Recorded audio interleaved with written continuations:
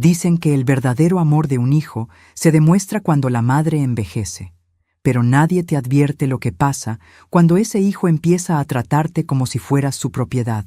Eres una vergüenza, mamá. Papá apenas lleva 3 años muerto y tú ya estás saliendo con otro. Esa fue la frase que me rompió algo por dentro. No lo grité, no me defendí. Solo lo miré, sabiendo algo que él aún no sabía. Llevaba 4 semanas documentando cada uno de sus movimientos. Soy Patricia, tengo 61 años y pasé 35 años trabajando como secretaria en un juzgado de familia. He visto cientos de casos de control parental, abuso emocional y manipulación familiar. Durante 3 décadas y media, documenté cada palabra, cada prueba, cada mentira que destruyó familias enteras. Y durante las últimas 4 semanas había estado haciendo exactamente eso con mi propio hijo. Miré a Eduardo directamente a los ojos. Sentí el peso de mi teléfono en el bolsillo de mi chaqueta de lana. Ese teléfono que contenía 89 capturas de pantalla y 34 fotografías. Y le dije con una voz tan calmada que hasta yo misma me sorprendí. Tienes razón, hijo. Una viuda decente no debería salir a cenar con nadie. ¿Qué iba a pensar la gente?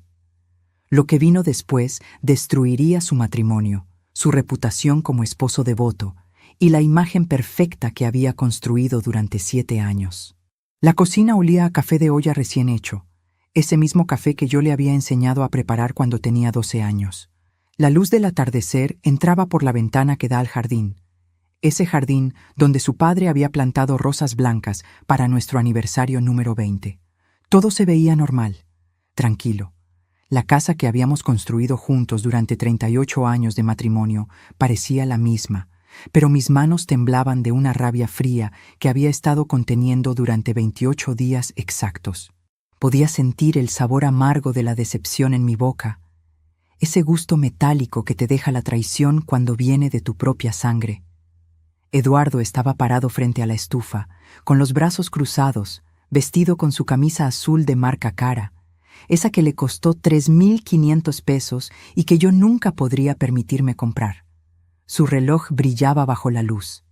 Un Rolex, 180,000 pesos en su muñeca, mientras me decía que yo debería guardar luto apropiadamente y respetar la memoria de papá.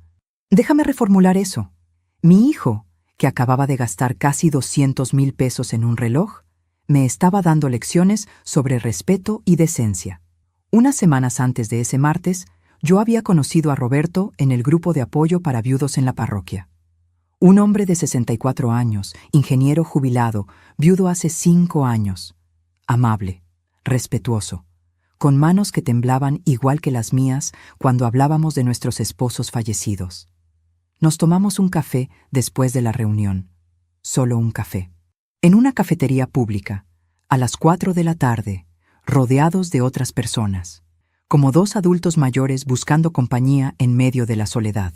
3 días después de ese primer café, Eduardo me llamó. Mamá, instalé una aplicación en tu teléfono para tu seguridad. Puedo ver dónde estás. Ya sabes, por si te pasa algo. Su voz sonaba preocupada, amorosa, como el hijo que yo creía que tenía. Pero yo pasé 35 años en un juzgado de familia. Reconozco control disfrazado de preocupación cuando lo veo. No le dije nada. Le agradecí. Le dije que qué hijo tan atento tenía. Y esa misma noche busqué en Google cómo saber si hay un rastreador en mi coche, porque algo en su tono de voz no cuadraba. Algo en la forma en que dijo, «Puedo ver dónde estás», sonó demasiado preciso. A la mañana siguiente, a las 6:42 de la mañana, revisé mi auto. Un Honda Civic 2015 que mi esposo Javier había comprado 2 años antes de morir. Pasé mi mano por debajo del parachoques trasero. Nada. Revisé dentro de las llantas. Nada. Abrí el compartimento del motor, y ahí estaba. Un pequeño dispositivo negro del tamaño de una cajetilla de cigarros, pegado con cinta adhesiva al lado del filtro de aire. Un rastreador GPS profesional, de esos que cuestan 8,000 pesos, de esos que muestran ubicación en tiempo real, velocidad, tiempo de parada, rutas exactas. Mi hijo me estaba rastreando como si fuera una delincuente. Sentí que el aire se me escapaba de los pulmones. El olor a aceite del motor se mezcló con algo que tardé en identificar. Miedo. No de Eduardo, sino de mí misma, de lo que yo era capaz de sentir en ese momento. Cerré el capó del auto con manos que ya no temblaban, que estaban completamente firmes, peligrosamente firmes. No quité el rastreador, lo dejé exactamente donde estaba, porque en ese momento recordé algo que una jueza me había dicho hace 20 años. Patricia, en casos de control familiar, la mejor evidencia es dejar que el controlador se cuelgue con su propia soga. Tomé mi teléfono y saqué una foto del rastreador. Fecha y hora en la imagen. 7 de noviembre, 6:51 de la mañana. Fotografía número 1. Guardada en una carpeta oculta que titulé Jardinería. Porque sabía que Eduardo revisaba mi teléfono cuando me visitaba. Lo había visto hacerlo 2 veces en el último mes, siempre con excusas. «Ay, mamá, déjame ver esa foto que me mandaste. ¿Dónde guardaste la receta de la abuela?» Pero antes de continuar, necesito que me ayudes con algo. Revisa si ya estás suscrito a este canal y deja tu me gusta. Y dime en los comentarios, ¿desde dónde del mundo me estás escuchando? De verdad quiero saber hasta dónde ha llegado mi historia. Porque lo que viene después, lo que descubrí sobre mi hijo, necesita ser escuchado. Durante los siguientes 28 días, viví mi vida exactamente como antes. Salí a mis citas con Roberto, cafés, cenas. Una vez fuimos al cine a ver una película de esos tiempos antiguos que a nosotros nos gustaban, películas donde el amor era simple y honesto. Y cada vez que salía, cada vez que mi auto se movía, sabía que Eduardo estaba observando. Cada movimiento mío. Lo que él no sabía es que yo también estaba observando. Porque verán, cuando tu hijo instala un rastreador en tu auto, por preocupación, te preguntas qué más está haciendo, qué más está escondiendo, qué secretos guarda alguien tan obsesionado con controlar los tuyos. Así que empecé a prestar atención, atención real. Los miércoles Eduardo me decía que trabajaba hasta tarde. Reuniones importantes, mamá, no me esperes para cenar. Pero 3 miércoles seguidos, su esposa Sofía me llamaba a las 9 de la noche, llorando, preguntándome si yo sabía dónde estaba él. No contesta el teléfono, Patricia, y está embarazada de 7 meses. Tengo miedo de que le haya pasado algo. Yo la tranquilizaba. Le decía que seguro estaba en el trabajo, que los hombres a veces se concentran tanto que olvidan llamar. Mentiras piadosas para calmar a una mujer embarazada y asustada. Pero por dentro, algo no cuadraba. El 4º miércoles, decidí hacer algo que nunca pensé que haría. Algo que me hacía sentir exactamente como lo que Eduardo me acusaba de ser. Una madre entrometida. Lo seguí. ¿Sabes lo que encontré? Bueno, eso te lo cuento en un momento. Porque primero necesitas entender algo importante. Necesitas entender quién era mi esposo Javier, qué tipo de matrimonio tuvimos, y por qué mi hijo Eduardo creía tener el derecho de controlar con quién pasaba mi tiempo 3 años después de quedarme viuda.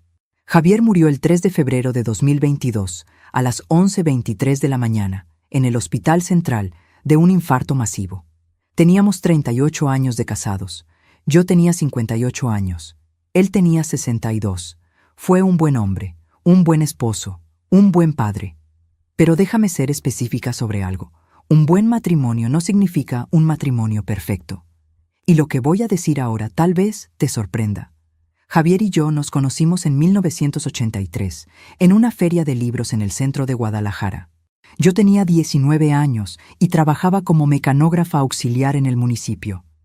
Él, 23, era estudiante de ingeniería y soñaba con construir casas para familias que empezaran desde cero, como decía con ese entusiasmo de los hombres que aún creen que el mundo se puede enderezar con esfuerzo y fe. Nuestro primer beso fue una noche de lluvia, bajo un toldo azul que todavía recuerdo. Olía a tierra mojada y gasolina. Ese olor se quedó grabado en mi memoria como el inicio de todo. Durante años fuimos el retrato del matrimonio ejemplar del barrio. Mis vecinas siempre decían, los de la Casa de las Rosas Blancas, ellos sí se aman de verdad. Y quizá tenían razón. Lo que nadie veía eran las noches de silencio, los gestos fríos después de una discusión, o los pequeños reproches que se acumulaban como polvo sobre los muebles, invisibles, pero siempre presentes. Cuando nació Eduardo, en 1987, hice una pausa breve en el trabajo. Volví después y terminé haciendo carrera durante más de 3 décadas en el juzgado de familia. Javier me decía, «Quédate en casa un tiempo, Patty», y yo lo tomé como romántico. Años después, entendí que también era el inicio de mi desaparición como mujer independiente. No lo culpo, era otra época. En esos años, una buena esposa servía café, mantenía la casa impecable y se callaba cuando el esposo hablaba. Lo que sí culpo es que Eduardo heredó esa misma forma de pensar. Y ironías de la vida, cuando Javier murió, a las 11:23 de esa mañana gris de febrero, Eduardo tomó exactamente el mismo tono que su padre: protector, autoritario, paternalista. Pero a diferencia de Javier, mi hijo nunca había aprendido a amar sin controlar. Al principio no lo noté. Después del funeral, él venía todos los días. «Mamá, te traje pan dulce. Mamá, revisé tu medidor de gas. Mamá, no te sientas sola». Era dulce, demasiado dulce. Y detrás de cada gesto amable había una sombra que no supe ver a tiempo. El primer signo fue cuando cambió las cerraduras de la casa por seguridad. El segundo, cuando me pidió acceso a mis cuentas bancarias, por si algún día me pasaba algo. Lo que yo no sabía entonces era que, mientras él me pedía confianza, también estaba borrando mi independencia poco a poco. ¿Sabes qué fue lo peor? Que me acostumbré, porque los padres, especialmente las madres, tendemos a justificar todo cuando viene de un hijo. Me decía, «Solo se preocupa por mí». Me repetía, «Es su manera de demostrar cariño». Y así, sin darme cuenta, había permitido que el hijo que crié con amor me tratara como si fuera una niña que necesitaba permiso para respirar. Déjame ser honesta.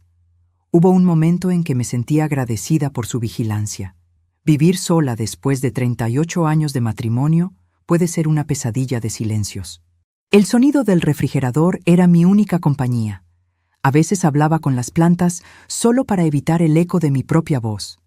Pero todo cambió esa mañana del 7 de noviembre, cuando encontré el rastreador bajo el capó del auto. Esa fue la primera prueba.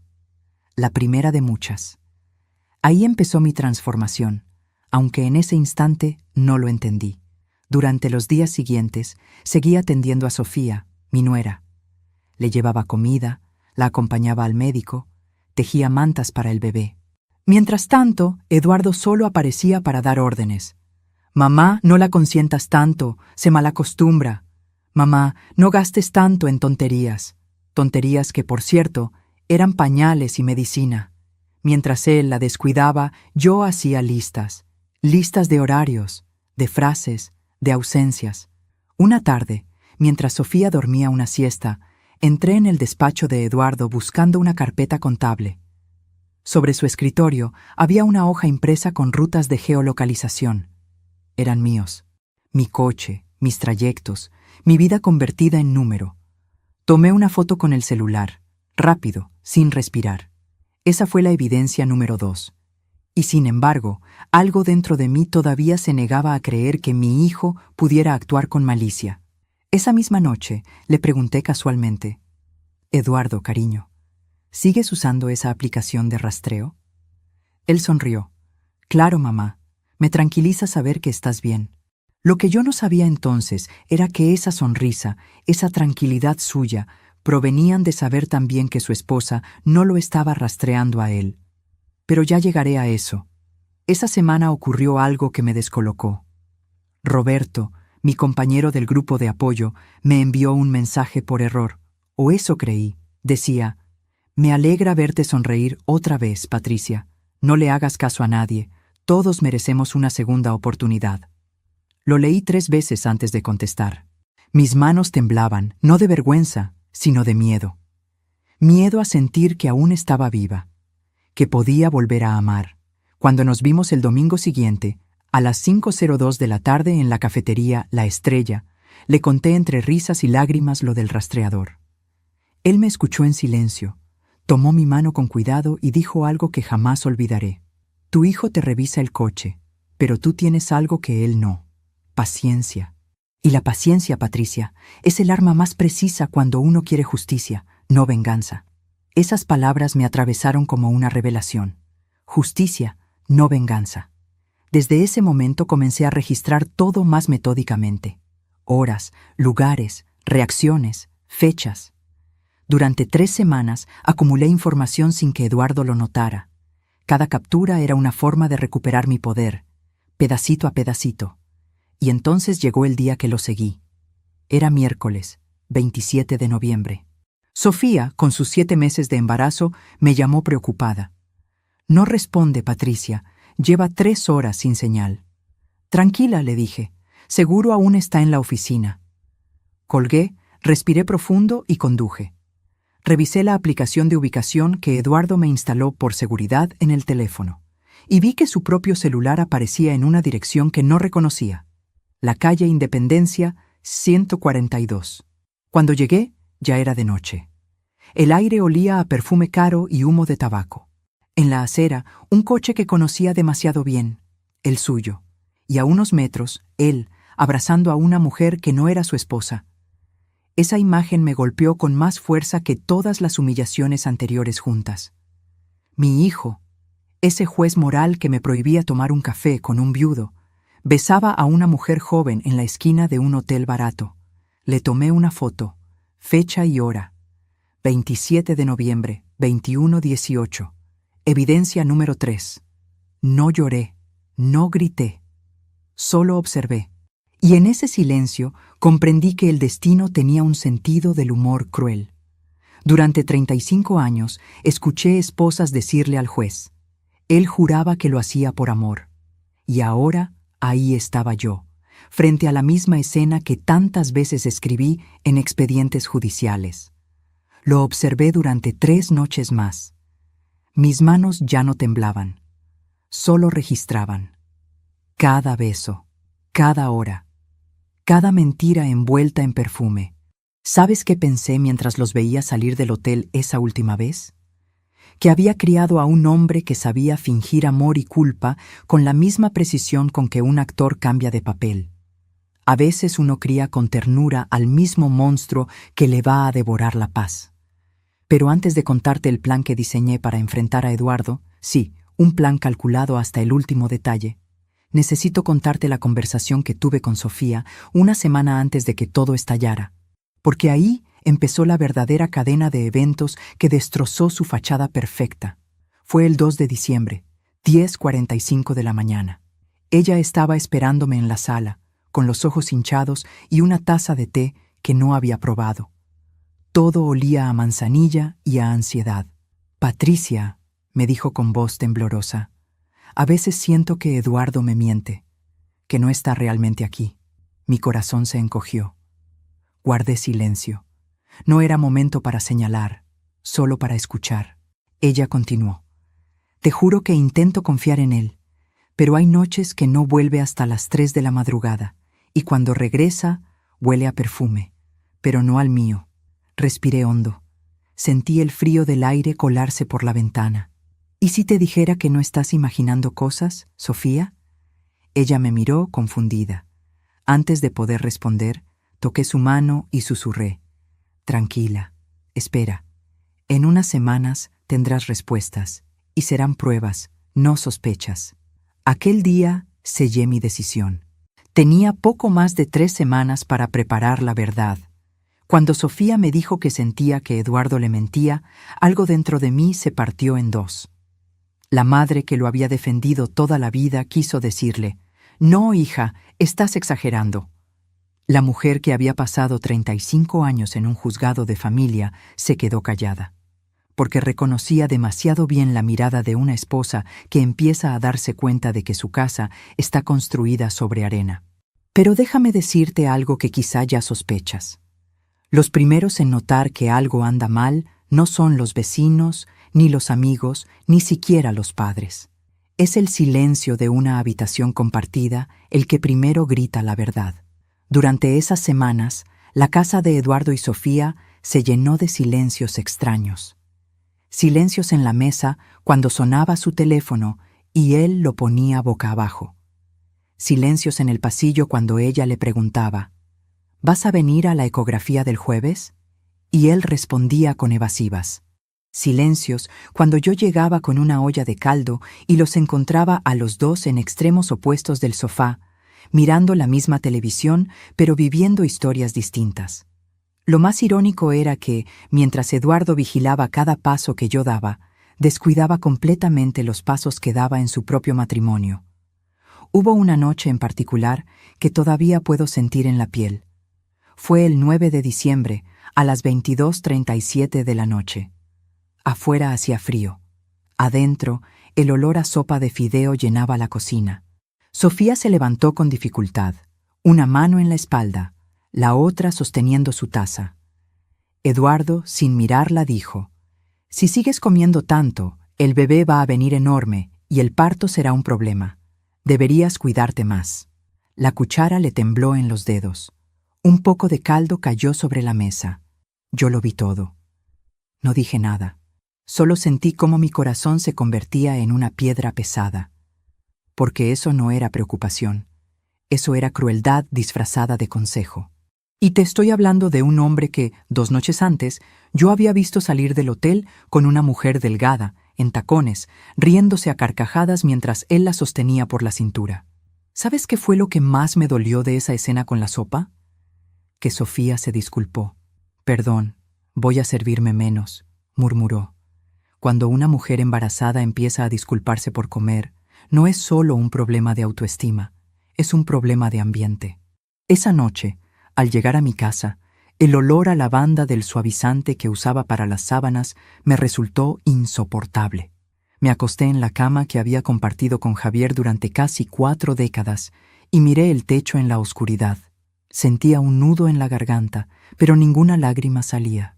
«Dios mío», susurré, «dame paciencia para no actuar por rabia y dame claridad para hacer lo correcto. Porque aquí quiero aclararte algo.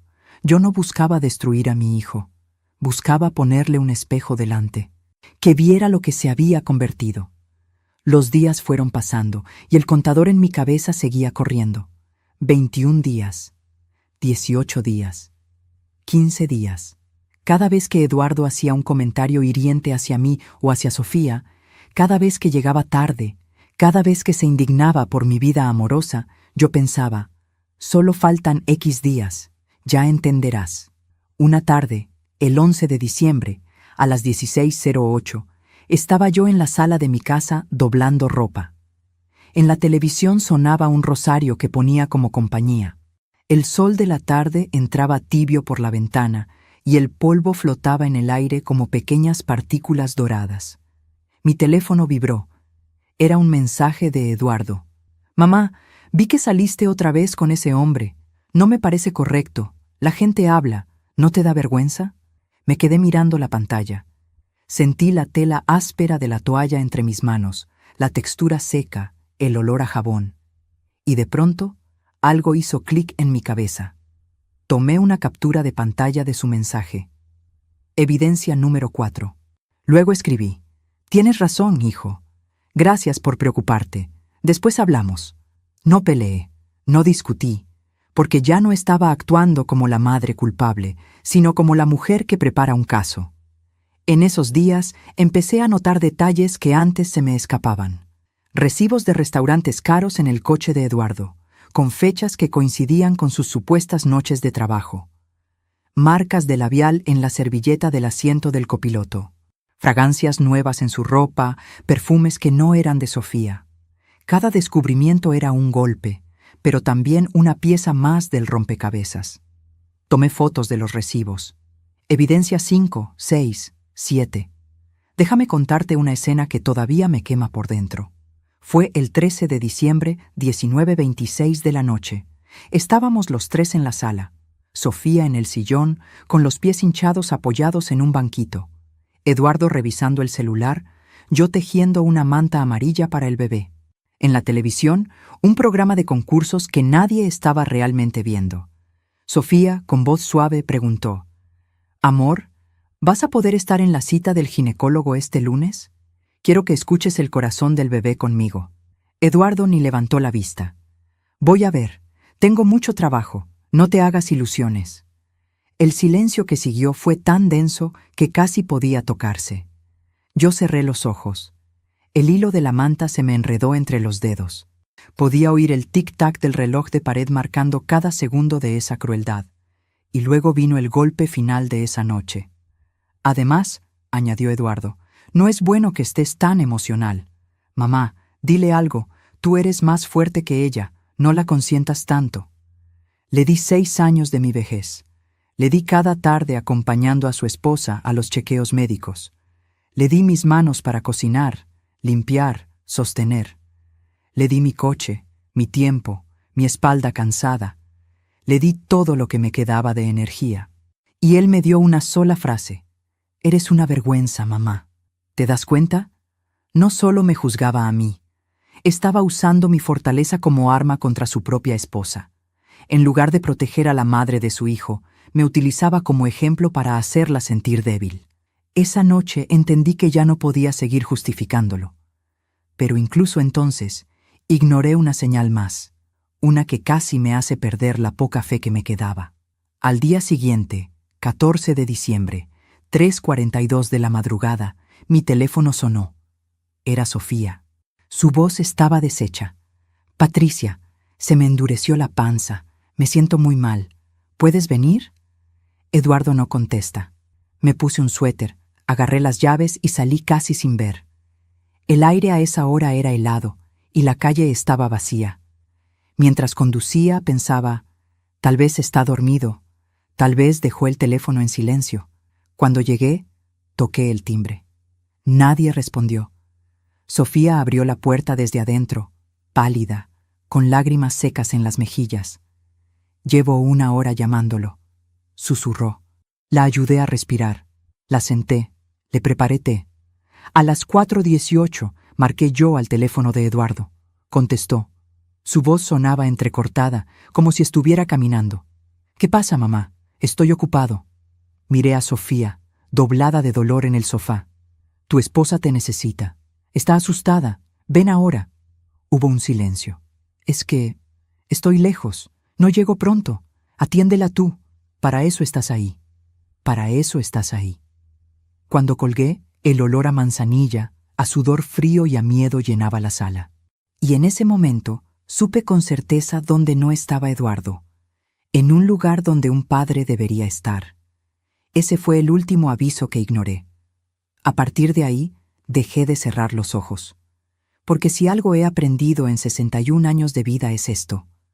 Hay dolores que vienen para despertarte, no para destruirte. Y yo estaba, por fin, despertando. Después de aquella madrugada en que Sofía me llamó llorando y Eduardo respondió con un frío, «Para eso estás ahí», algo en mí se acomodó en un lugar nuevo. Ya no era solo una madre herida. Era una mujer que había decidido, conscientemente, dejar de excusar lo inexcusable.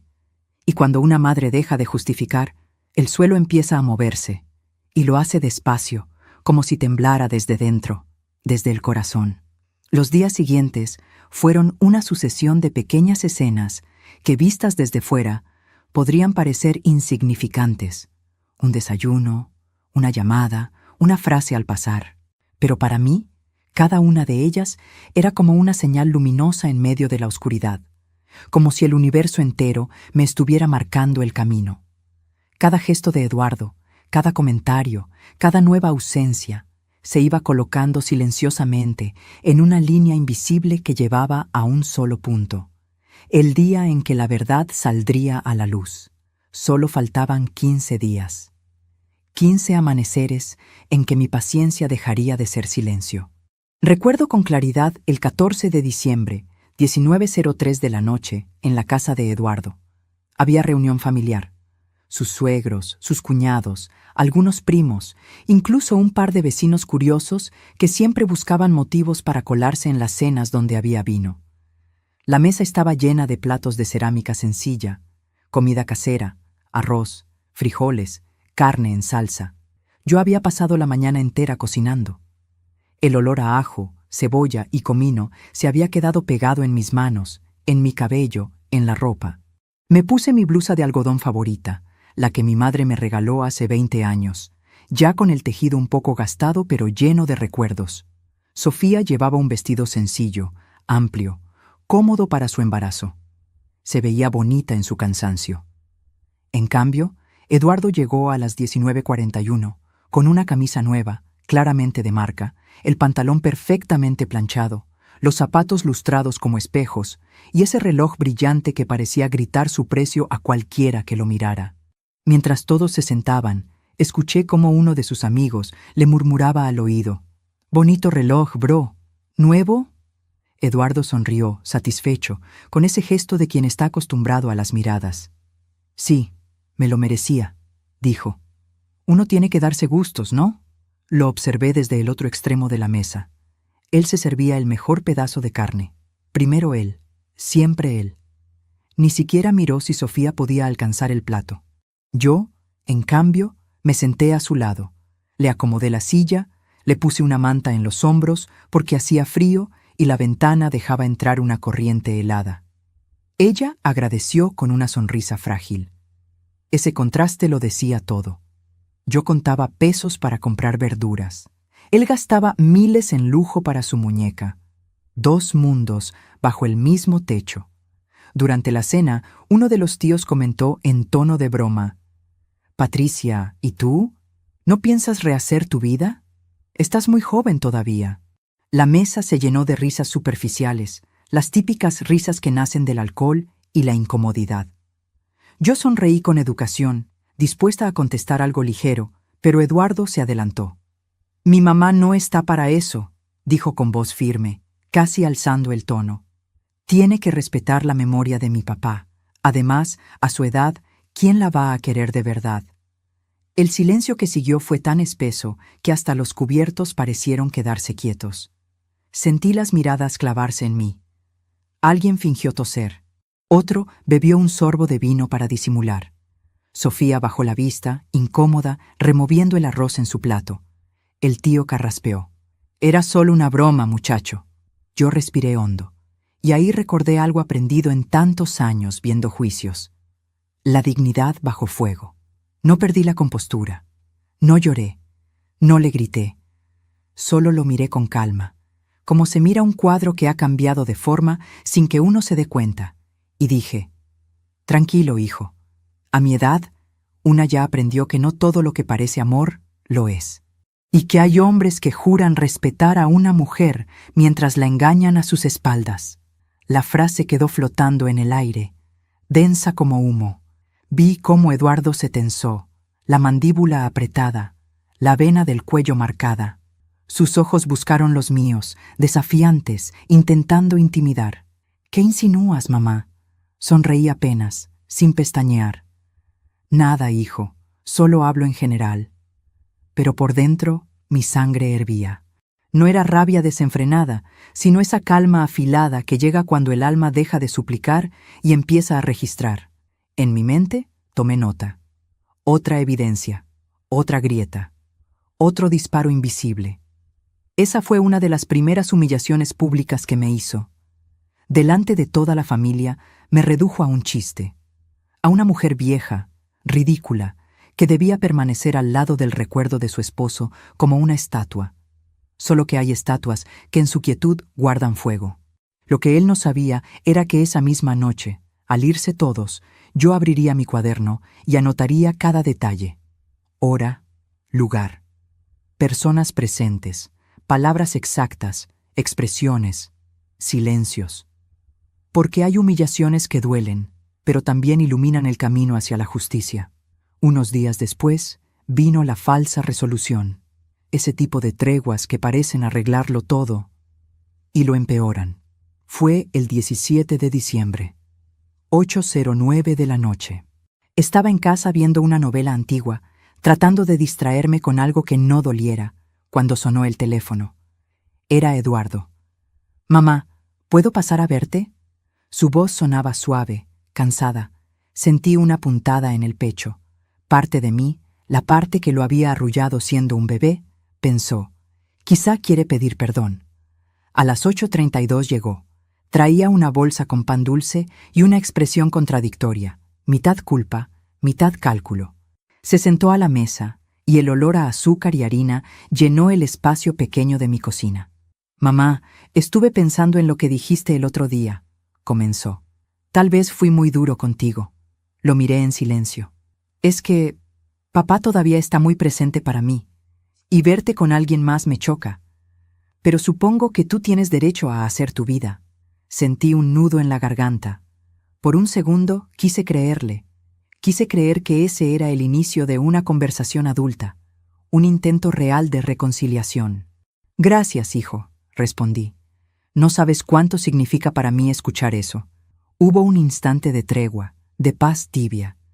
Hasta me permití respirar sin miedo. Pero entonces, la trampa. «Solo te voy a pedir algo a cambio», dijo, bajando la voz. «Si vas a seguir viendo a ese señor, por lo menos avísame cada vez que salgas. Mándame tu ubicación. No quiero que te pase nada». Ahí estaba, otra vez. El control vestido de cariño. «¿Mi ubicación?», pregunté. «Sí, mándame tu ubicación en tiempo real. Así estoy tranquilo.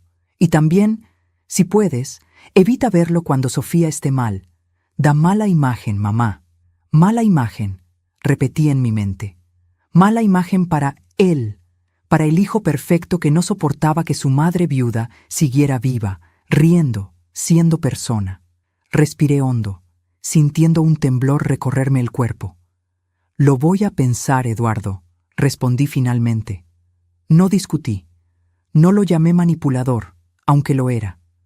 Solo me levanté, serví café y cambié de tema. Cuando se fue, a las 9:27, cerré la puerta con cuidado. Apoyé la frente sobre la madera, dejando que el frío me atravesara.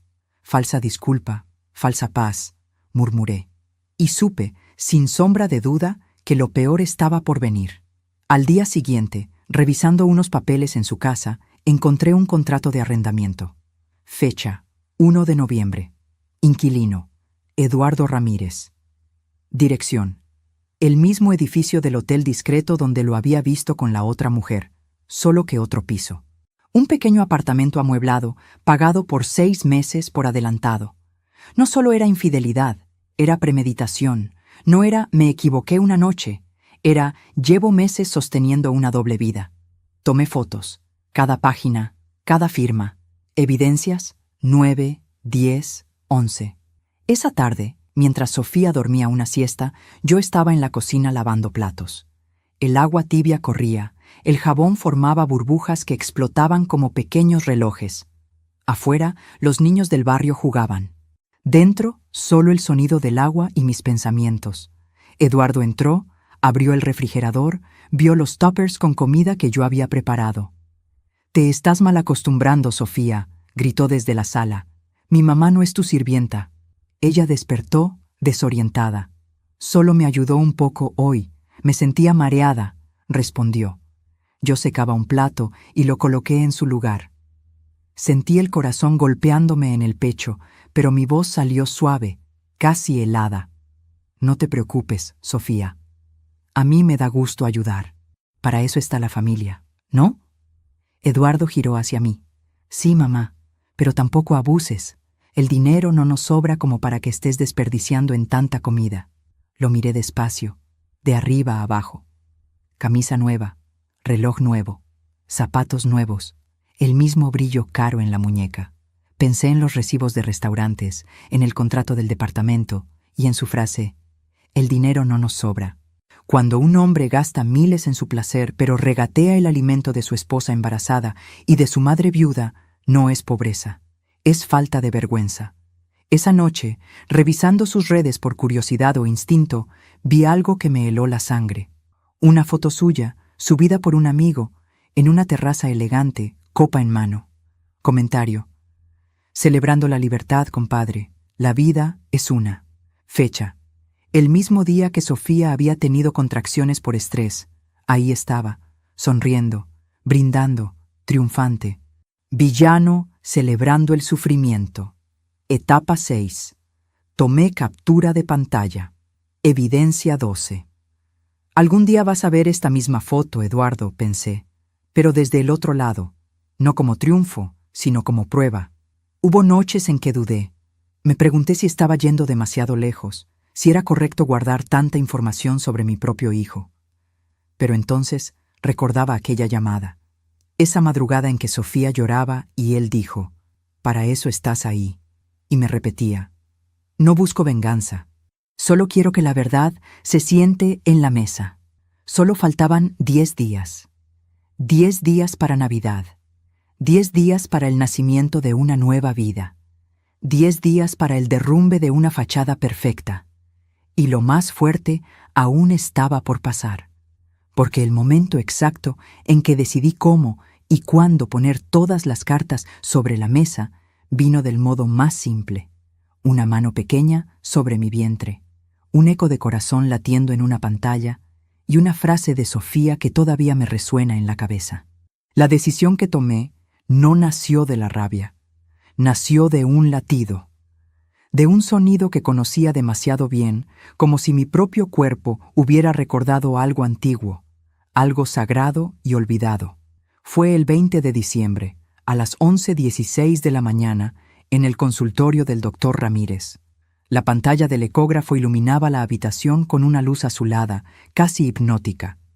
El gel frío sobre el vientre de Sofía la hizo estremecerse, y en ese gesto vi el reflejo del miedo y del amor naciendo juntos. Yo estaba a su lado, sosteniendo su mano, sintiendo el temblor leve de sus dedos. La habitación olía a desinfectante suave y a café viejo. Afuera, el murmullo distante de otras pacientes esperando se mezclaba con el sonido apagado de un televisor.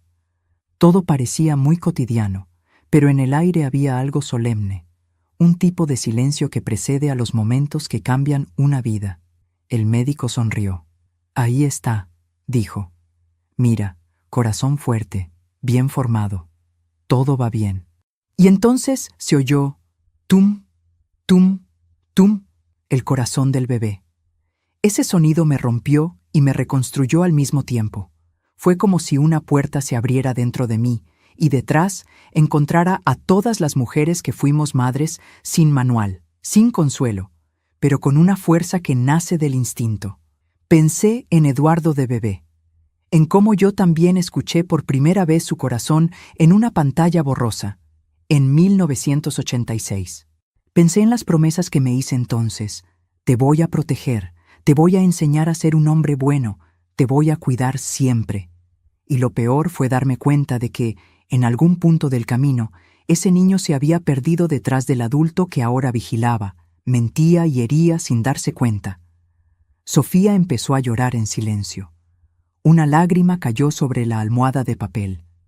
«Quédate conmigo, por favor», me susurró.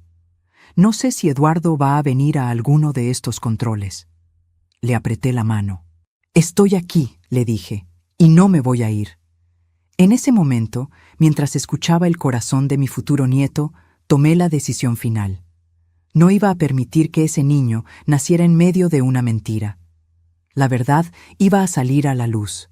Duele, pero limpia. Y como la fiebre, avisa que el cuerpo está peleando para sanar. Salimos del consultorio a las 12:04. El sol del mediodía nos golpeó la cara. Era un calor brillante, casi insolente. El aire olía a gasolina, a tortillas recién hechas de la tiendita de la esquina, a vida cotidiana con su ruido y su polvo. Sofía caminaba despacio, una mano en la espalda, otra sosteniendo el sobre con las fotos del ultrasonido.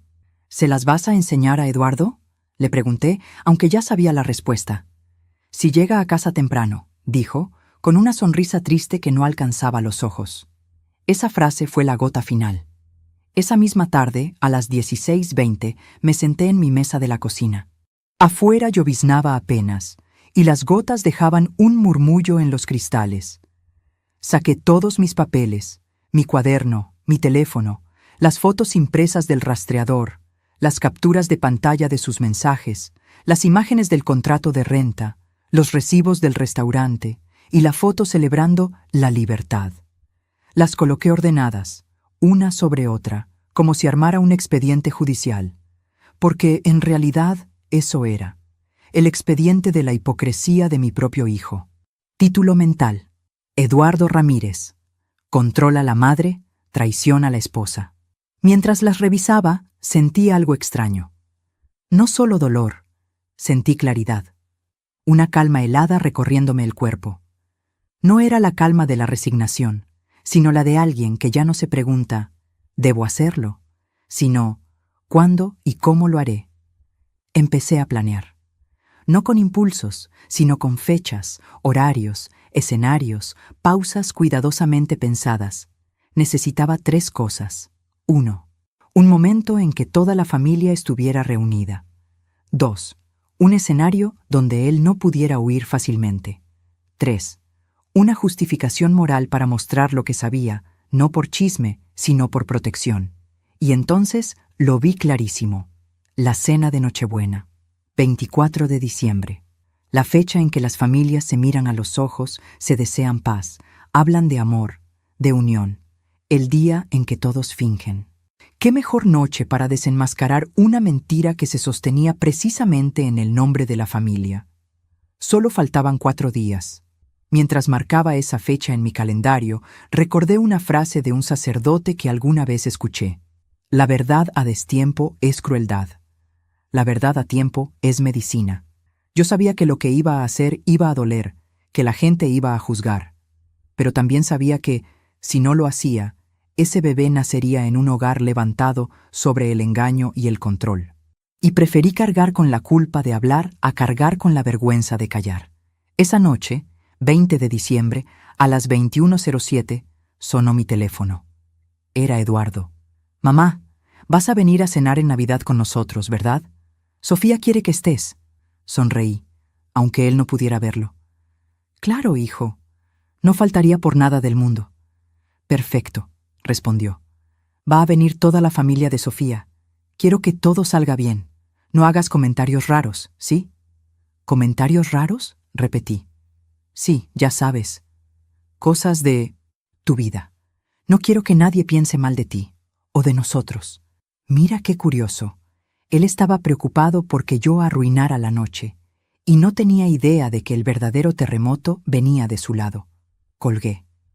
Me quedé sentada a oscuras en la sala, solo con la luz del farol de la calle filtrándose por la ventana. El sonido de un perro ladrando a lo lejos, un coche pasando, la vida continuando, ajena a todo. «En 4 días, Eduardo», pensé.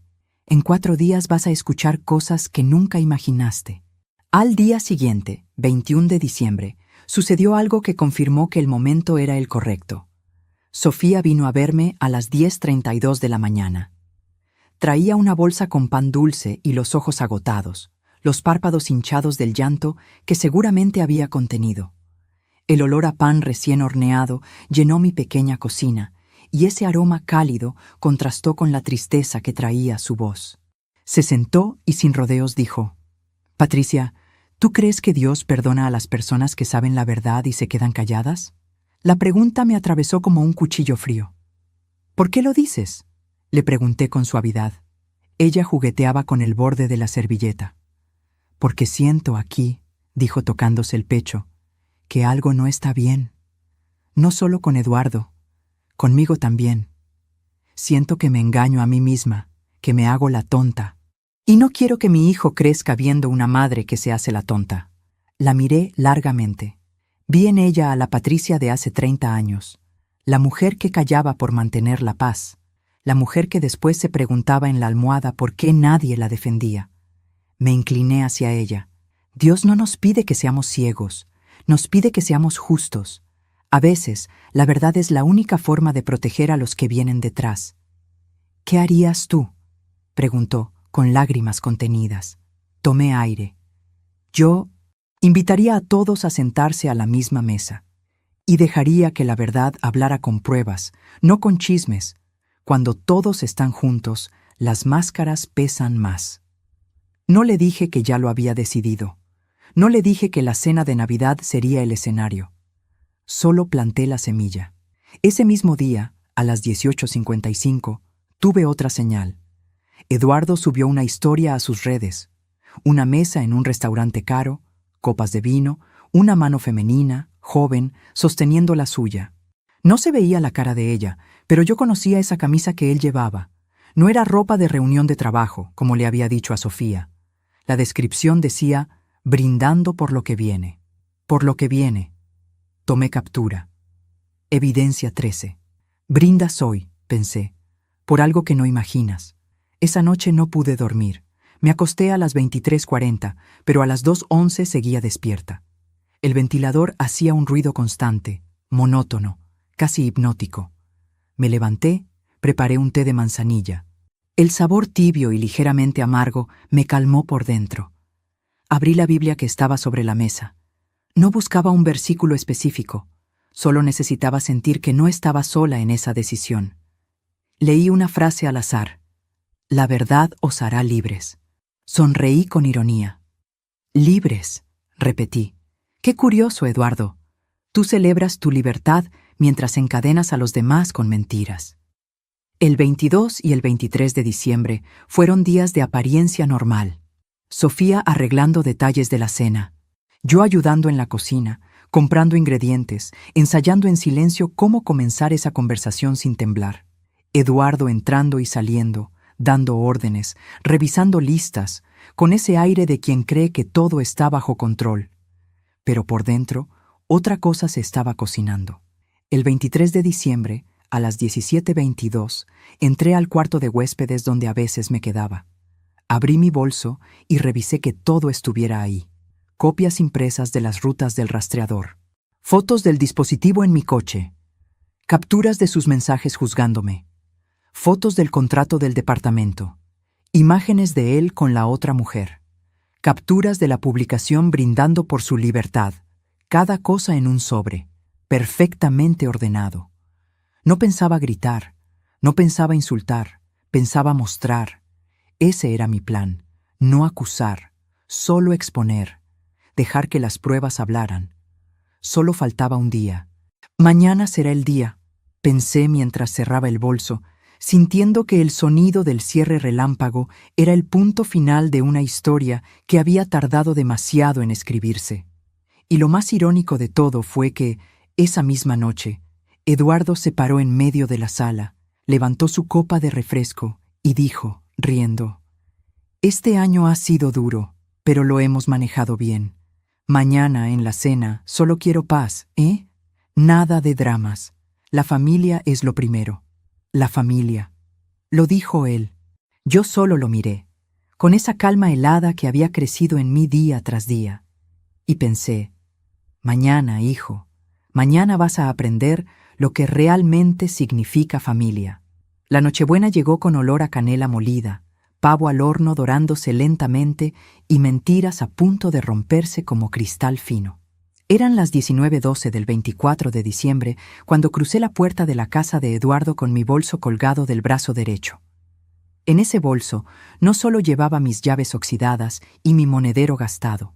Llevaba toda la verdad documentada, envuelta entre los papeles que me habían mantenido despierta varias noches consecutivas, bajo una mezcla turbulenta de rabia contenida, tristeza profunda y una convicción ardiente que me quemaba el pecho como hierro candente.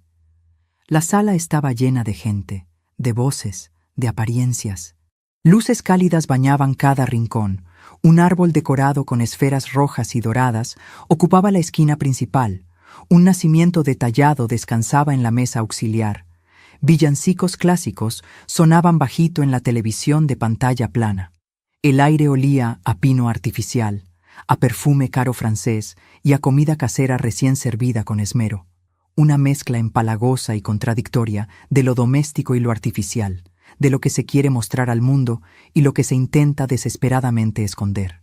Las risas nerviosas llenaban los rincones, rebotando en las paredes blancas, pero había una vibración rara debajo, una nota desafinada y discordante que solo yo parecía escuchar con claridad. Sofía caminaba despacio entre los invitados dispersos, con su vestido suelto color vino y su vientre prominente de 7 meses. Se veía cansada, con ojeras apenas disimuladas por el maquillaje, pero hacía el esfuerzo sobrehumano de sonreír a todos, de mantener la fachada. A veces se detenía para acomodar un regalo envuelto, o recoger un vaso abandonado. Y en ese gesto simple vi su fragilidad completa, su agotamiento acumulado. Había platos de porcelana por todas partes, voces mezcladas en conversaciones superpuestas, niños pequeños jugando ruidosamente cerca del árbol. Era la típica escena de familia feliz que se ve en las tarjetas navideñas comerciales, esa que en una foto parece perfecta, pulida, intacta.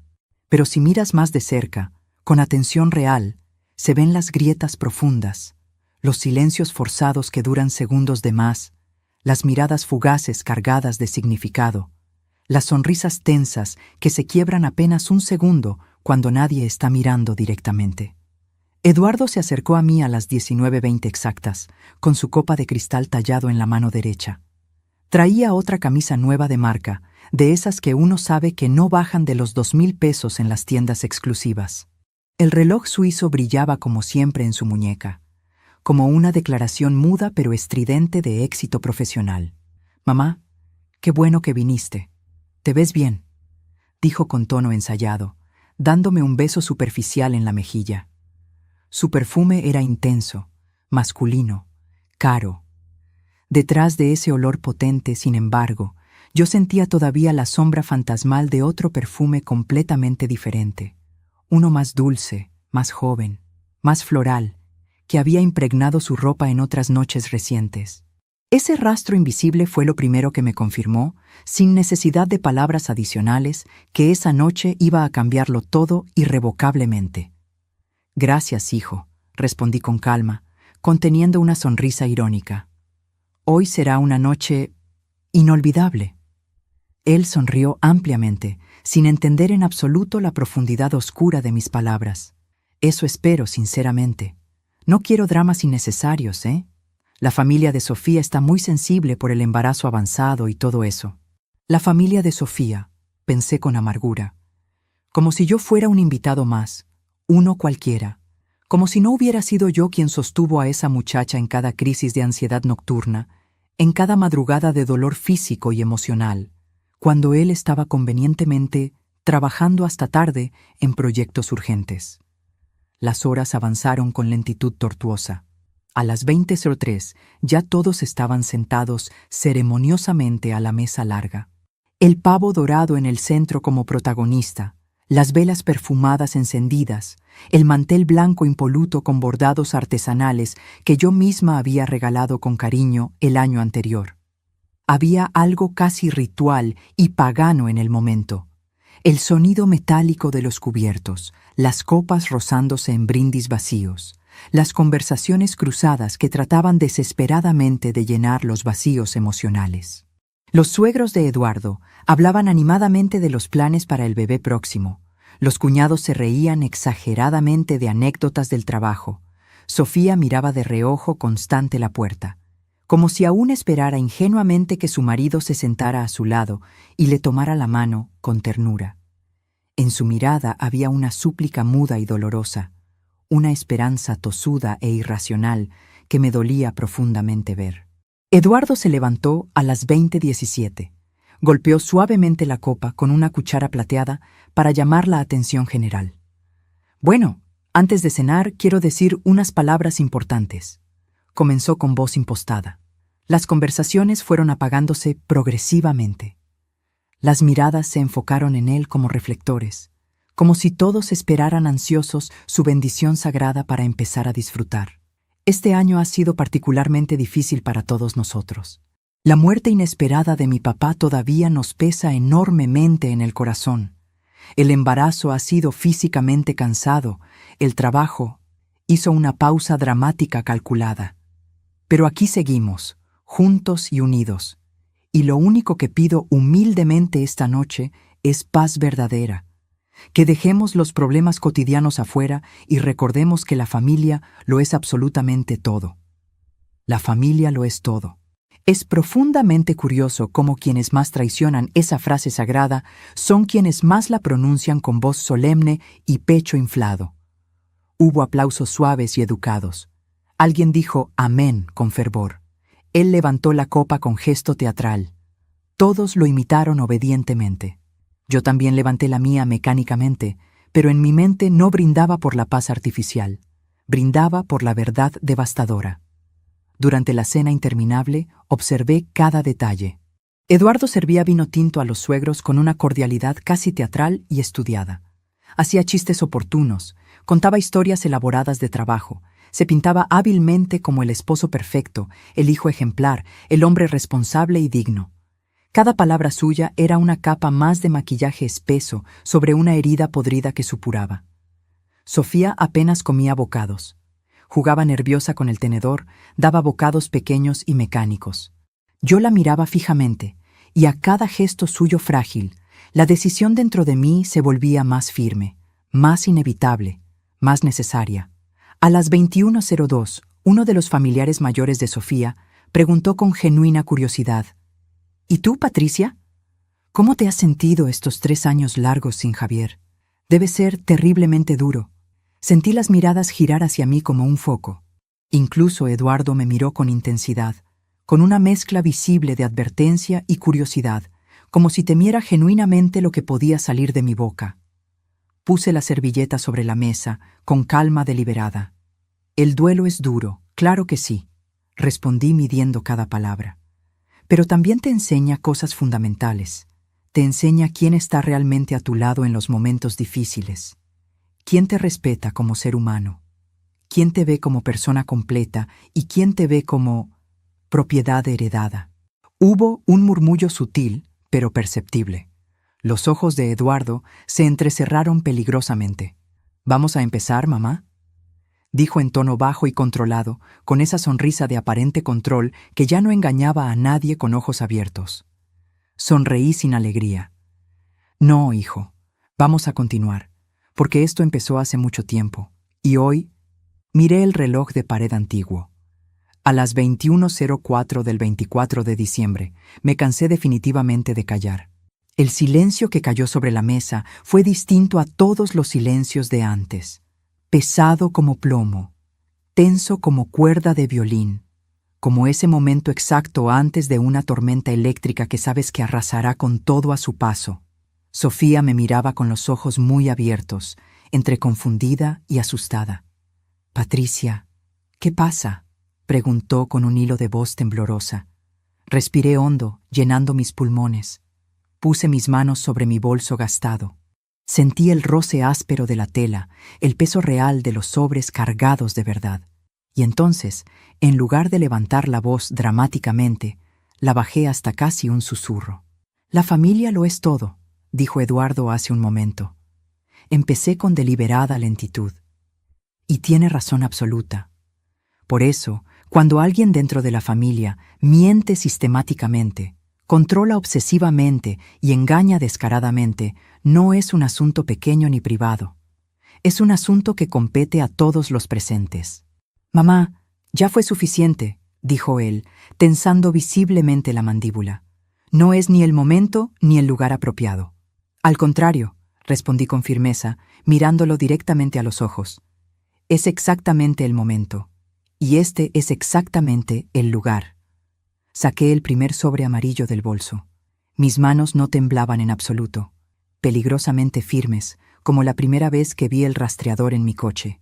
Abrí el sobre con movimientos lentos y saqué la foto ampliada del dispositivo GPS. La coloqué en el centro exacto de la mesa, entre la fuente humeante del pavo y el plato de ensalada. «¿Saben qué es esto?», pregunté sin levantar la voz, dejando que la imagen hablara. Los suegros de Sofía se inclinaron con curiosidad para mirar mejor. Ella entrecerró los ojos, genuinamente confundida. Eduardo se quedó rígido como estatua de sal. «Es el motor de mi coche», continué con voz clara. «Y esto de aquí, este pequeño aparato negro pegado con cinta, es un rastreador GPS profesional. Lo encontré el 7 de noviembre, a las 6:51 de la mañana, pegado con cinta adhesiva industrial al lado del filtro de aire». El murmullo creció como ola. «¿Un rastreador?», murmuró Sofía, horrorizada y pálida. Asentí lentamente. «Sí, un rastreador profesional de última generación, de esos que cuestan miles de pesos en tiendas especializadas, De esos que pueden decirte a qué hora exacta entra y sale una persona de su casa, de una cafetería, de un hotel. La palabra hotel cayó pesada sobre la mesa como martillo. Eduardo tragó saliva ruidosamente. «¿Qué estás intentando insinuar?», preguntó, la voz temblándole por primera vez.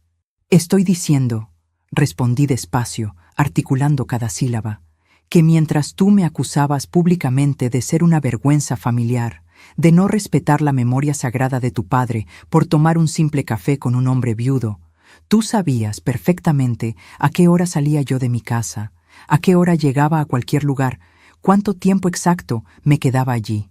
Saqué una segunda hoja doblada. Impresión detallada de las rutas del rastreador, con fechas, horas y ubicaciones. Durante 4 semanas completas registraste cada movimiento mío, sin preguntarme, sin avisarme, sin respetar mi dignidad como mujer adulta e independiente. Sofía llevó una mano temblorosa a la boca. «Eduardo, ¿es verdad todo esto?», susurró incrédula. Él abrió y cerró la boca varias veces, buscando desesperadamente una defensa plausible. «Lo hice por su seguridad», dijo al fin con voz defensiva. «Mamá anda saliendo con cualquiera, ¿y si le pasa algo grave? Yo solo quería cuidarla responsablemente». Ahí estaba, el discurso del cuidado, el disfraz del amor.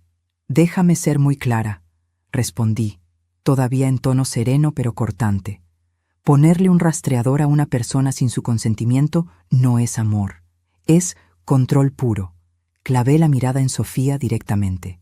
«Y el problema no es solo lo que me hiciste a mí, Eduardo. Es lo que estabas haciendo mientras me vigilabas obsesivamente». Saqué el siguiente sobre, más grueso. Fotos nítidas, recibos fechados, capturas de pantalla ampliadas. Mientras tú mirabas en tu teléfono a qué hora salía yo de la parroquia o de una cafetería inocente, tu esposa te llamaba sin respuesta, con 7 meses de embarazo, llorando desesperada. Mientras tú criticabas cada salida mía, estabas pagando un departamento en la calle Independencia 142 desde el 1 de noviembre. Puse la foto del contrato de arrendamiento en la mesa. 6 meses de renta pagados por adelantado. Un apartamento para tus reuniones de trabajo privadas. El color abandonó instantáneamente los rostros de los suegros de Sofía. Uno de los cuñados murmuró un insulto crudo que se perdió entre la confusión general. Eduardo golpeó la mesa con la mano cerrada. «Basta ya, no sabes de qué hablas». Lo miré fijamente, y entonces usé la técnica que aprendí después de tantos años viendo gente mentir en un estrado. El silencio incómodo y prolongado. No respondí de inmediato. Solo lo miré sin parpadear. Dejé que el ruido de los cubiertos, los suspiros nerviosos y el crujir de la silla de Sofía llenaran el espacio vacío. Luego, muy despacio, saqué la foto más comprometedora de él besando a la otra mujer frente al hotel. 21:18 del 27 de noviembre, dije con precisión quirúrgica.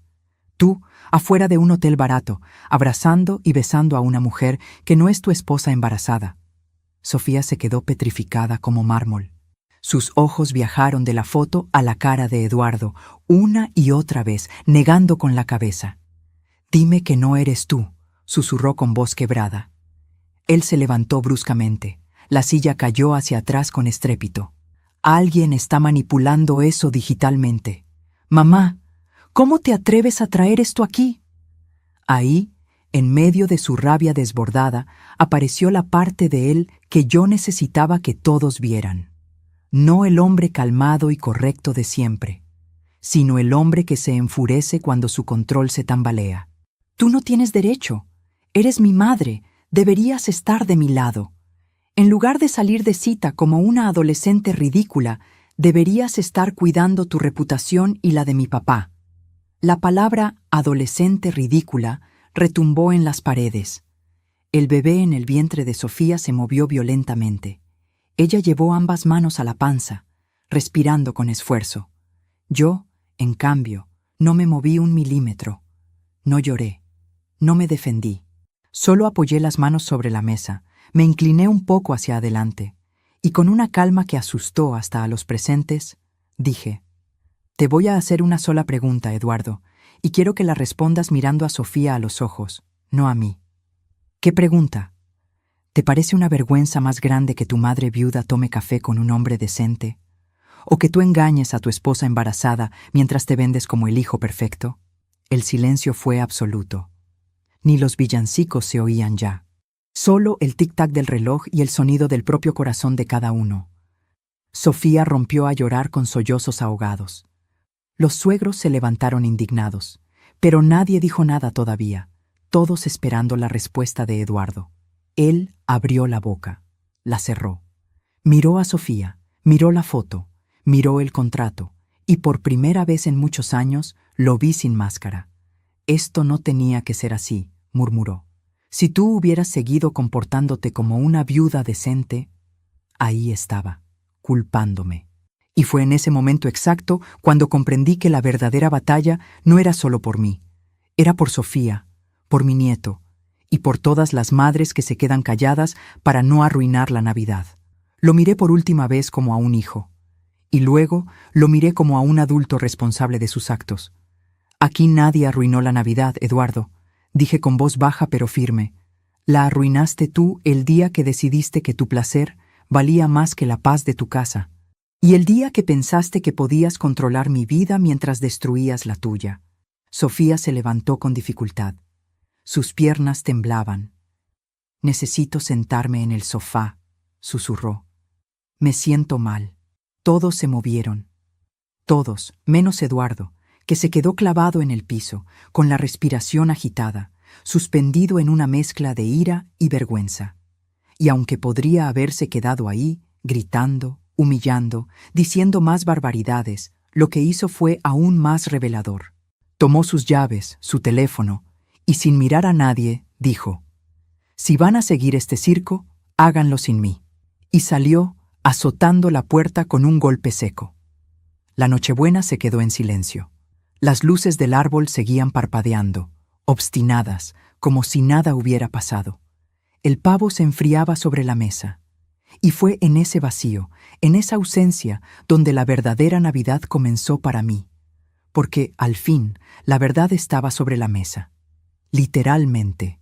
De la puerta hacia afuera, Eduardo podía seguir fingiendo que nada había pasado. Dentro de esa casa, ya nada era igual. Lo recuerdo con una claridad dolorosa.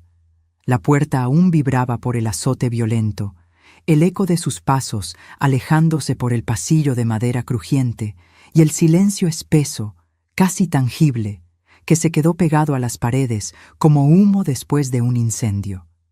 Era un silencio que dolía en los oídos, que se metía en los pulmones y ahogaba cualquier intento de normalidad. Eran las 21:29 de la noche del 24 de diciembre.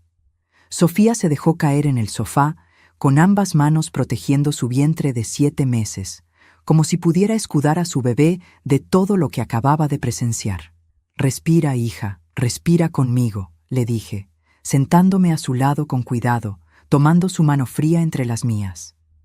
El árbol seguía parpadeando con sus luces de colores, indiferente al drama humano que se desarrollaba a pocos metros. Los villancicos sonaban distantes, como si vinieran de otra casa, de otra dimensión donde las familias sí celebraban en paz. Olía a pavo frío que nadie probaría, a cera de vela derretida, y a esa mezcla agria de perfume dulce y sudor ácido que queda después de un momento de tensión extrema, cuando el cuerpo ha expulsado todo el miedo que pudo contener. Sus padres se acercaron con pasos lentos, incrédulos todavía de lo que acababan de presenciar.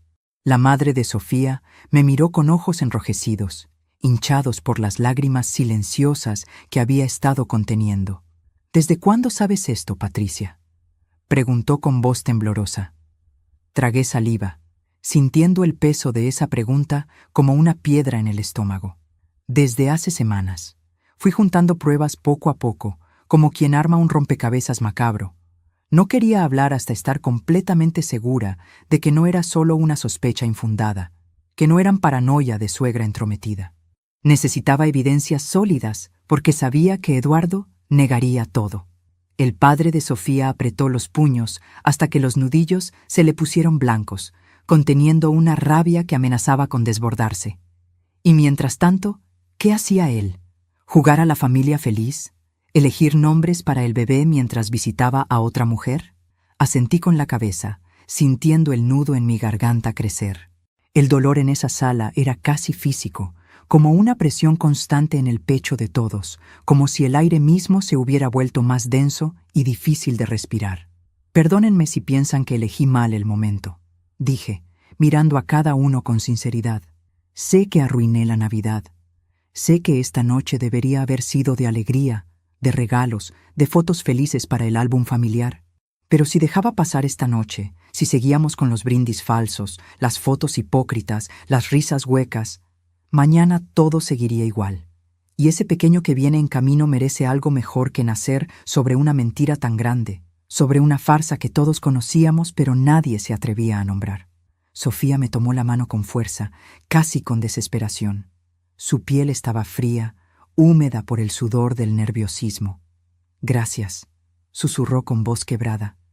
En el fondo, yo lo sabía, Patricia. Los mensajes a deshoras, los retrasos sin explicación convincente, el perfume ajeno en su camisa. Pero necesitaba verlo con claridad. Necesitaba que alguien tuviera el valor de decirlo en voz alta, de romper ese pacto silencioso de ignorar lo evidente. No lloró a gritos desgarradores. No hizo escena dramática. Lloró en silencio, con una dignidad que me partió el corazón, como lloran las mujeres que ya han soportado demasiado y saben que los gritos no cambian nada, que las lágrimas ruidosas no devuelven lo perdido. Esa noche no cenamos pavo que había tardado horas en prepararse. No hubo intercambio de regalos envueltos con cariño. No brindamos con el champán que esperaba en la hielera. Nos sentamos en la sala, en círculo como en una terapia improvisada.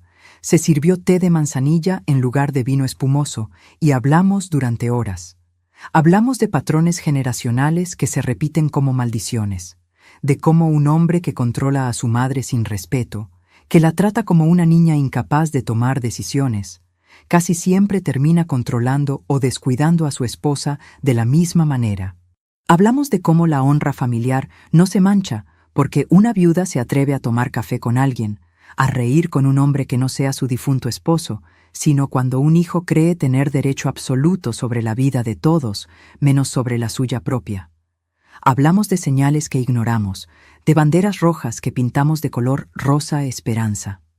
A las 22:41, Sofía tomó una decisión que me sorprendió profundamente por su calma, por su claridad mental en medio del caos emocional. «No voy a gritarle cuando regrese. No voy a correrlo hoy de esta casa», dijo con voz firme. «Pero a partir de mañana va a dormir en el cuarto de huéspedes hasta que decidamos qué sigue. Y cuando nazca el bebé, él va a tener que decidir si quiere ser padre de verdad, presente y comprometido, o solo un hombre que aparece en las fotos de cumpleaños pero está ausente en lo que realmente importa». La miré con profundo orgullo maternal.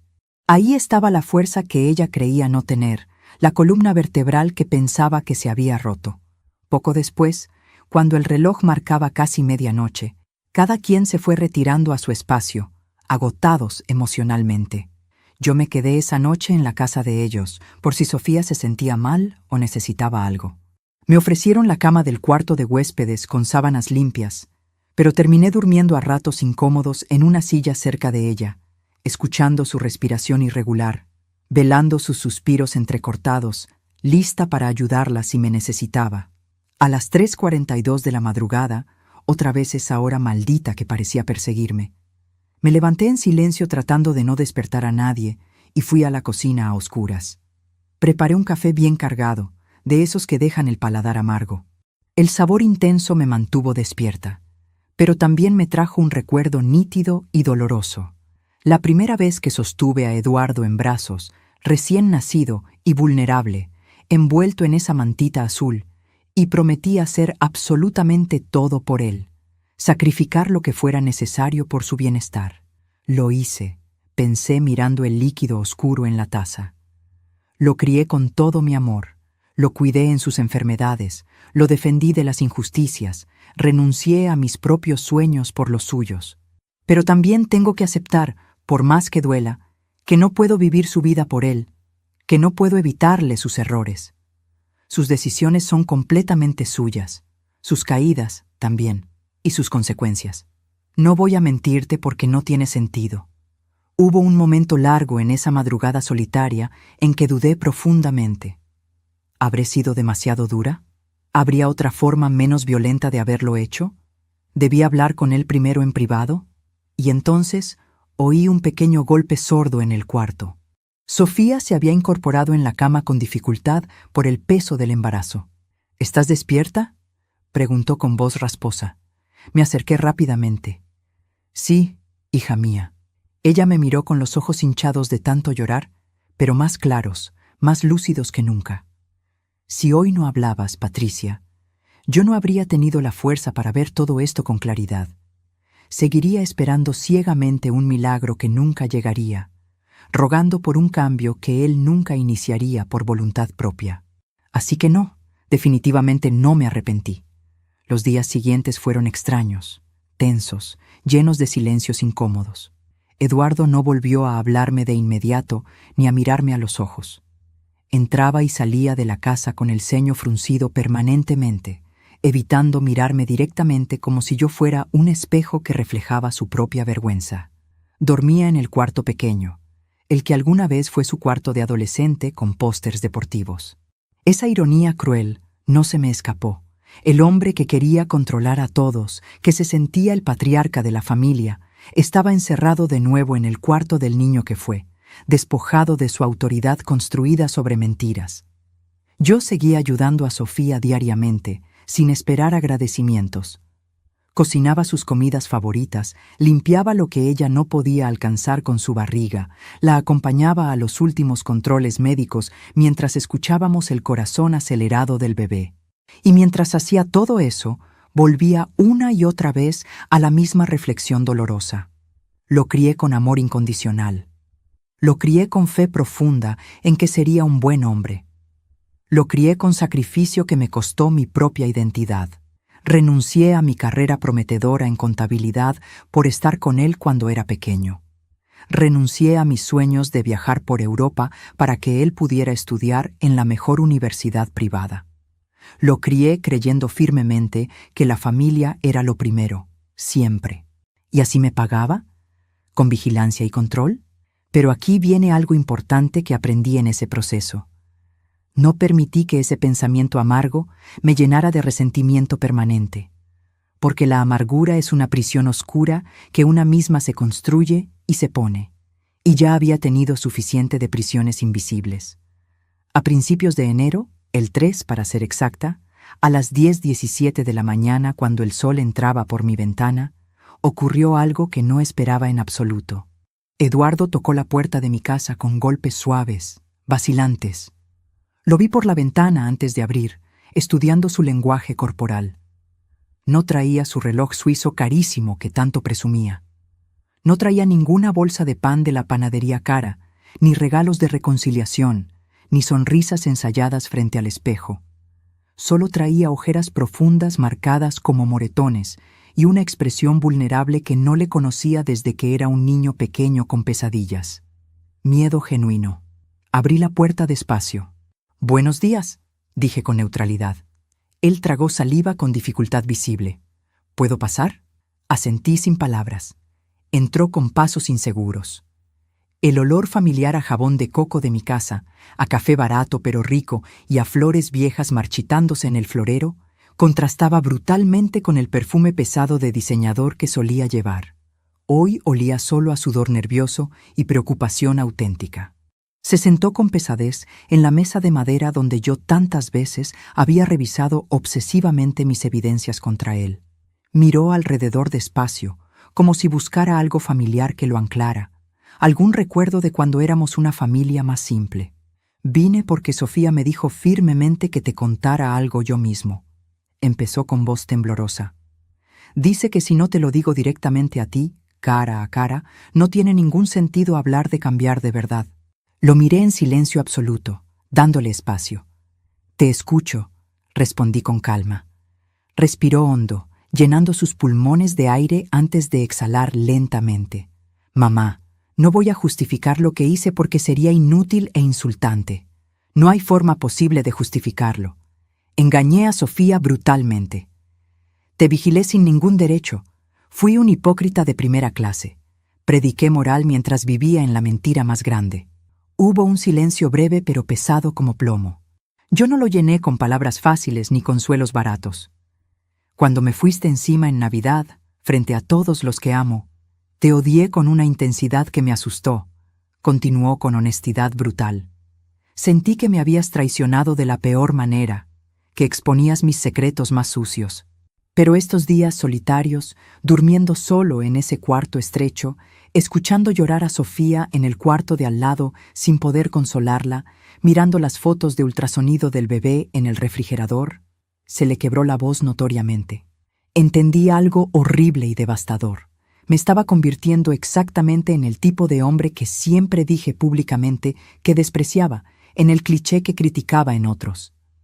Bajó la cabeza avergonzado. Esa mujer, la del departamento prestado, no era amor verdadero. Era escapismo puro. Era vanidad alimentada por su admiración. Era sentirme joven, importante, deseado otra vez. Pero ni siquiera sé realmente de qué hablábamos en esas citas. No conozco su color favorito. No sé cuáles son sus miedos profundos. No sé qué la hace reír genuinamente. De Sofía lo sé absolutamente todo. Y estaba a punto de perderla estúpidamente por una ilusión vacía. Se quedó en silencio unos segundos eternos. Voy a ir a terapia individual y también de pareja. Ya hablé con un psicólogo recomendado y tengo cita la próxima semana. Voy a cerrar el departamento definitivamente. Ya rescindí el contrato y pagué la penalización. Y quiero pedirte perdón sincero. No solo por lo que hice ahora recientemente. Por todos los años desperdiciados en que te traté como si fueras una niña irresponsable que debía pedirme permiso para vivir su propia vida. Lo escuché con atención completa. Sentí una mezcla extraña e incómoda de alivio genuino y tristeza persistente. Porque el perdón no borra mágicamente lo ocurrido, pero sí abre una puerta al futuro. No soy una santa perfecta, Eduardo, respondí con honestidad. He cometido errores graves, muchísimos. Tal vez también te crié con demasiado miedo enfermizo al qué dirán los vecinos, a las apariencias sociales. Tal vez te hice creer inconscientemente que la opinión de los demás valía más que tu propia conciencia interna. Pero lo que hiciste no fue un simple descuido momentáneo. Fueron decisiones conscientes y deliberadas, una tras otra, durante meses. Asintió con vigor, con los ojos llenos de lágrimas contenidas. Lo sé perfectamente. Y hay algo más fundamental que tienes que entender, añadí con firmeza. Tu problema real no soy yo saliendo a tomar café con Roberto. Tu problema profundo es que tú mismo no te permites ser humano e imperfecto, y por eso necesitas controlar obsesivamente a los demás para sentirte seguro. Hasta que no sueltes esa necesidad tóxica de tener a todos bajo tu lupa constante, vas a repetir inevitablemente este patrón con Sofía, con tu hijo cuando crezca, con quien sea que se acerque a ti. Se limpió la cara húmeda con la mano temblorosa. ¿Crees honestamente que Dios me puede perdonar?, preguntó, casi en un susurro infantil. Lo miré largamente, buscando las palabras correctas. Dios perdona siempre, hijo mío. Lo que no quita automáticamente son las consecuencias terrenales de nuestros actos. El perdón divino es una cosa sagrada. La confianza humana es otra completamente diferente. La confianza se reconstruye ladrillo por ladrillo, o se pierde para siempre sin retorno posible. Salió de mi casa a las 11:02 de la mañana, con los hombros más encorvados y pesados que cuando llegó. No sentí victoria ni satisfacción. Sentí realidad cruda, sin filtros. Los meses pasaron lentamente, cada día con sus propios desafíos. Sofía decidió darle una oportunidad medida, pero con condiciones clarísimas y no negociables. Terapia de pareja semanal, sin excusas de trabajo. Transparencia total con el dinero y las cuentas bancarias. Nada de rastreos digitales sin consentimiento mutuo. Y sobre todo, por encima de cualquier cosa, respeto fundamental. El bebé nació finalmente el 18 de febrero, a las 3:18 de la tarde, después de un parto largo pero sin complicaciones. un niño hermoso y sano. Cuando lo tuve en brazos por primera vez, olía a talco suave, a leche tibia, a vida completamente nueva, a esperanza renovada. Eduardo lo miraba con los ojos rojos de emoción contenida. «Quiero hacerlo bien esta vez, mamá. Necesito hacerlo bien», murmuró con voz quebrada. Lo observé con ojos nuevos. Yo ya no era la madre ciega que lo defendía sin cuestionar, ni la mujer insegura que vivía bajo su juicio constante. Era la abuela de ese pequeño milagro, una mujer que había recuperado su dignidad perdida. Roberto sigue presente en mi vida cotidiana. No se convirtió en un príncipe azul de cuento ni en un salvador heroico. Es un hombre bueno y sencillo, con sus propias heridas mal curadas. Cenamos juntos una vez por semana en su restaurante favorito. Vamos a misa juntos algunos domingos, caminamos por el parque tomados de la mano como dos adolescentes tardíos descubriendo el romance.